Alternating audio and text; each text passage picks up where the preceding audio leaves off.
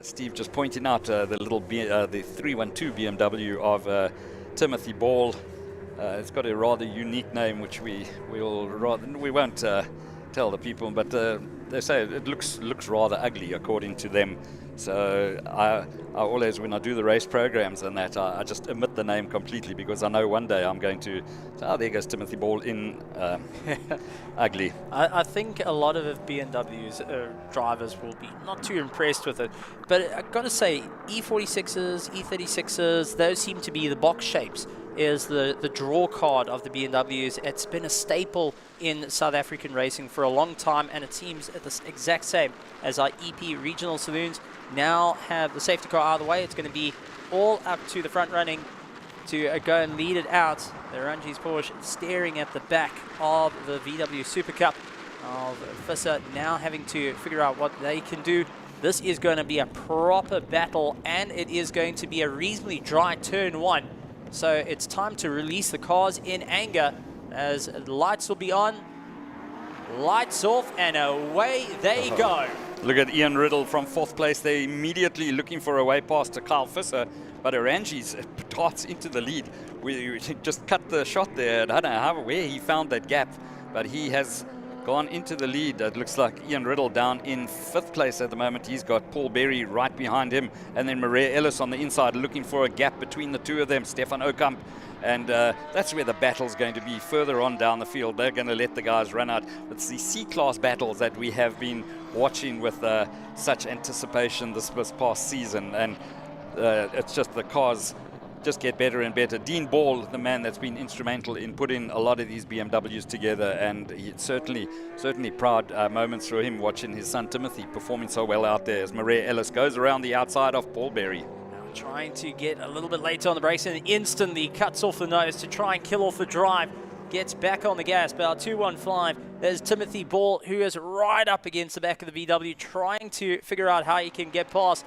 And I've got to say, very interesting to see the rake of the vehicle as well. So he's trying to just bury the nose underneath the back of that VW. No, absolutely, and a very accomplished little kart, as we see that it's Kyle Visser that's just gone and cut the grass a little bit there.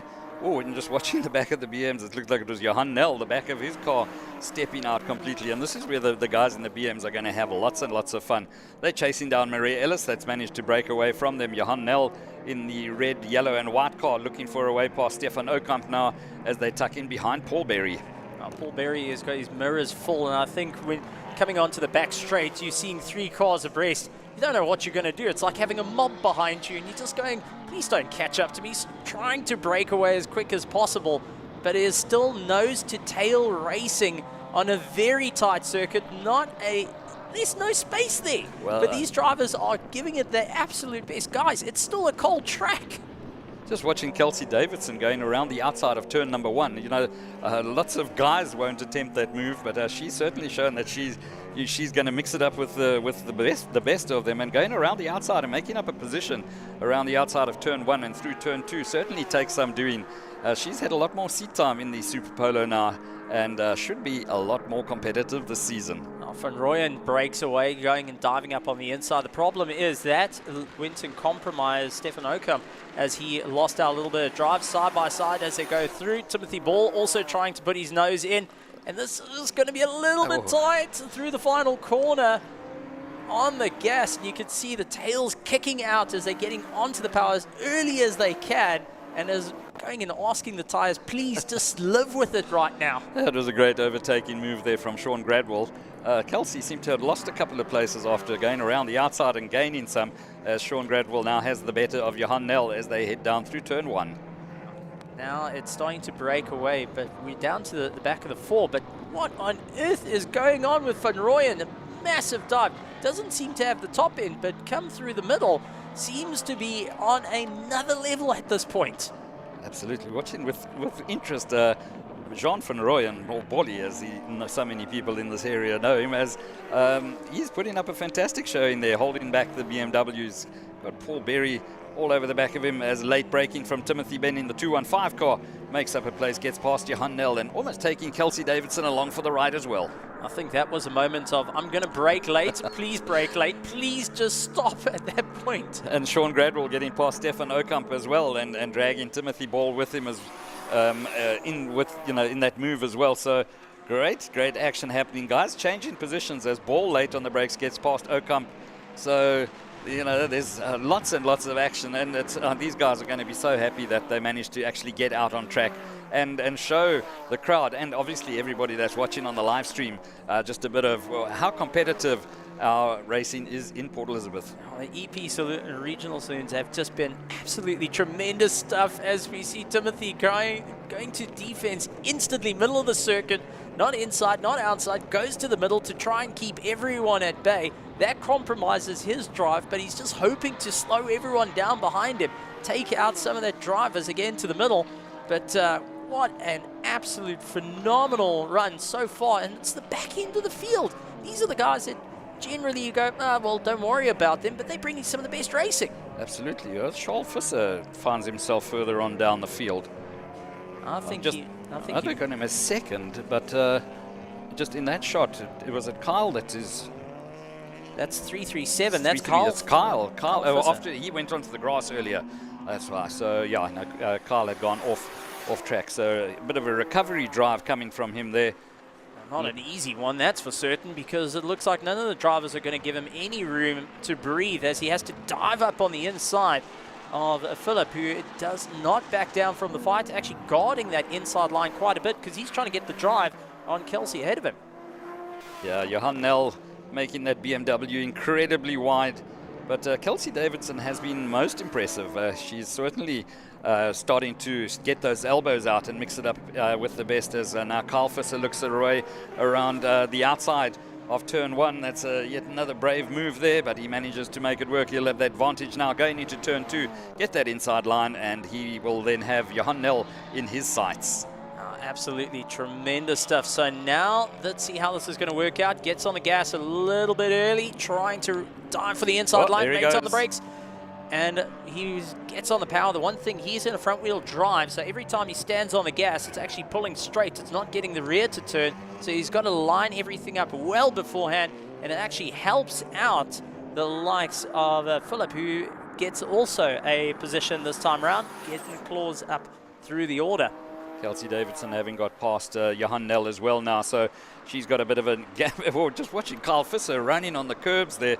He's got a whole heap of BMWs to make his way past. See that Jean van Rooyen had been overtaken as well. So the BM's starting to make their way up through the field. Paul Berry and Sean Gradwell, the guys from East London that are leading that pack, leading the charge there. Ian Riddle will find himself, he's up in third place at the moment, so it's a big welcome back to the Algoa Motorsport Club chairman, Ian Riddle.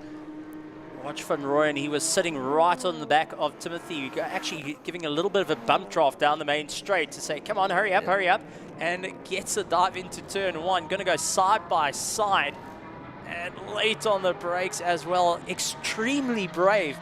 You know what, they've been told, listen, you've got 2 laps to go, and they are going to soak it up. They're going to use every single second to take all the waiting to go out and driving and get these cars out in frustration. Yeah, no, you can certainly see these guys are having fun there. Possibly going to be their only race that they get to take part in today, but you grab every inch of publicity or the airtime that they've got to put on a good show as Charles Orangi starts making his way through the field now, passing some of the back markers as he brings that Porsche around. Currently, his best time, a 1:06 at this stage. It's actually extremely difficult because while they're all battling it out, they're not going to be watching their mirrors for you because they're going to be trying to line themselves up. So he has to take great caution in this. He's got a lot of power to get past, but through the corners, not having an easy one, and everyone knows, line yourself up behind the fastest guy because he's going to open up the door. He's going to be your wrecking ball for you to gain a position.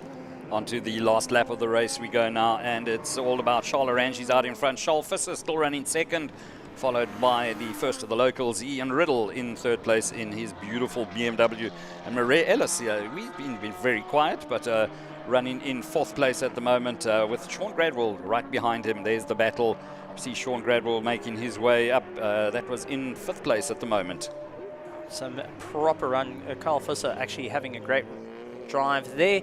And it looks like Charles Rangi's not going to have too much of a problem getting past. It stands on the gas, had the door opened up, and the whole red carpet rolled out for him there. Yeah, Sean Gradwell just knowing that the faster cars are coming through, blue flags having gone out, and doing the right thing, just opening the door up there for Arangis to go through. Late on the brakes, Visser is not going to back down. He wants to carry as much drive as possible, but Charles Rangi's will be taking the checkered flag and showing off what that 997.2 G Cup car is able to do, a 2010 model, and getting a big smile on the face after that. A 106 is the quickest lap time for him. Charles Visser going and finishing up in second place with a 108 as his best lap time. Ian Riddle with a fantastic lap time, a 113.2 as his fastest lap, but so close. Carl Visser was able to get a 112.7 despite fighting his way back through the traffic. Yeah, the gap there, I mean, between first and second, Charles Visser only 6.8 seconds off the win there. So great job from Charles Visser in the VW Super Polo. The reigning Polo Cup champion, the Astron Energy, or not Astron Energy, it wasn't, the new sponsors only came in from this year, but the reigning 2023 Polo Cup champion, just showing him, what he can do in the Super Polos. Incredible stuff. And the EP regional saloon cars showing off absolute spectacular fashion, and the crowd had a fantastic show. I can tell you, I'm smiling ear to ear because that was just incredible. There was no gap between them. The drivers are just going and figuring out what's going to work. Oh, a little bit of a slide there. Geez. As it looks like Charles Visser trying to get a little bit more of a run. Comes across, seeing the checker flag again. I think he was seeing if he could play a little bit of catch up to the souped up Beetle in that regard. Yeah, absolutely beautiful machine making its way down back to its pit box. See, the standing water, I mean, has all but disappeared in the pit lane. So the puddles there are not half as bad as they were earlier. So the rain has stayed away. As we look at what the results look like, first place going to Charles Rangi's, followed home in second, just 6.8 seconds behind Charles Visser, and then Ian Riddle, the AMSC club chairman, a brilliant podium finish there for him in third place. Murray Ellis in fourth, Carl Visser coming through in fifth place, then followed by the man from King Williamstown, motor engineering, Sean Gradwell, Kelsey Davidson finishing seventh, Timothy Ball finished in eighth, and then Jean van Rooyen was ninth, and then rounding out the top 10, Johan Nel.